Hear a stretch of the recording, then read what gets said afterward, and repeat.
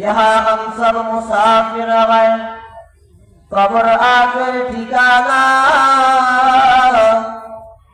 यहाँ हम सब मुसाफिर हैं, कब्र आखिर ठिकाना। कोई आगे रवाना है, कोई पीछे रवाना। मरण থেকে যতই পালাও, মরণ তোমায় নিবে গিরি।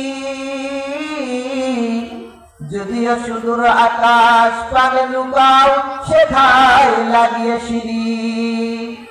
ওমা খালাকতুল জিন্না ওয়াল ইনসা ইল্লা লিয়াবুদুন। আল্লাহ বলতেছেন, আমি মানুষ এবং জিন জাতিকে সৃষ্টি করি নাই। কি করেন নাই? সৃষ্টি করেন নাই। হ্যাঁ করেছি, কিন্তু একমাত্র আমি রবের ইবাদত করার জন্য। কার জন্য? রবের ইবাদত করার জন্য। আল্লাহ পাক রব্বুল আলামিন বলেন, হে দুনিয়ার মানব জাতিরা, আমি আল্লাহ রাব্বুল আলামিন তোমাদেরকে দুনিয়ার ভিতরে রং তামাশার জন্য আমি আল্লাহ রাব্বুল আলামিন দুনিয়ায় পাঠাই নাই। আমি বাজার ঘাটের ভিতরে অপচয় সময় নষ্ট করবার জন্য আমি আল্লাহ রাব্বুল আলামিন তোমাদেরকে দুনিয়ায় পাঠাই নাই। একমাত্র আমি আল্লাহ রাব্বুল আলামিন তোমাদেরকে দুনিয়ায় পাঠাইছি আমি রবের ইবাদত করার জন্য।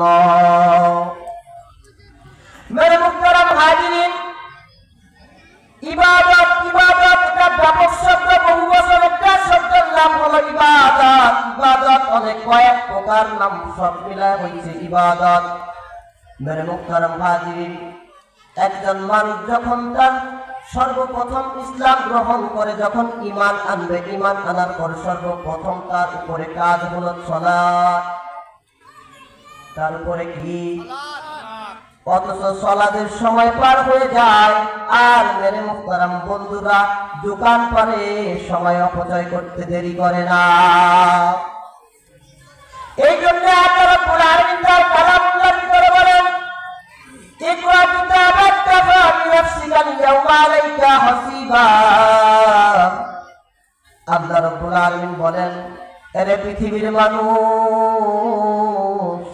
দুনিয়াতে তো আমি আল্লাহ রাব্বুল আলামিন তোমাদেরকে ক্ষণস্থায়ী রাখছি, কিন্তু যে দুনিয়ার শেষ আছে আর এমন একটা জগৎ আসবে যে জগতের শুরু আছে শেষ নাই, ওই জগতের বিচারের কাঠগড়ায় দাঁড়ায় আমি আল্লাহ রাব্বুল আলামিন বলবো, ইকরা। আমি আল্লাহ রাব্বুল আলামিন যখন তোমাকে জিজ্ঞাসা করব, বান্দা তুমি দুনিয়ার ভিতরে কোন সময় কি করছো, তোমার সময়টাকে দেয় যে সময়টা আমি আল্লাহ রাব্বুল আলামিন নিয়ামত হিসাবে তোমাকে দান করছিলাম, এই সময়টা তুমি কি করছো? আজ আমার ওই সময়টা, যে সময়টা আমি তোমাকে দিয়েছি, ওই সময়টার হিসাব দাও। মেরে মুহতারাম হাজিরিন,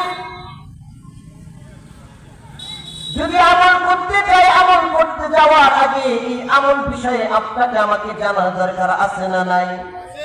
অবশ্যই রাস্তা চলতে হইলে রাস্তাকে আগে চিনতে হয়, তারপরে রাস্তা চলতে হয়।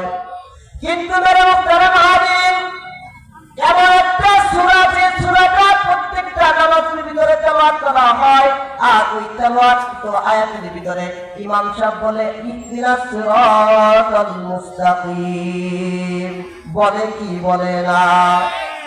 অথচ আমরা ইহদিনাস সিরাতাল মুস্তাকিমের রাস্তায় চলার জন্য ফরিয়াদ করি একমাত্র রবের কাছে। অথচ মসজিদ থেকে বের হওয়ার পর টুপিটা আস্তে করে খুলে পকেটের ভিতরে ভাঁজ করে আর ওই রবের রাস্তায় চলতে চাই না। যেদিকে গুনাহ হইতে চায় ওই গুনাহর রাস্তায় চলতে চায়। যদি গুনাহ থেকে ফিরাইতে হয় তবে একমাত্র ভিতরে ভয় লাগবে রবের। কার ভয় লাগবে? মেরে মুহতারাম হাজিরিন,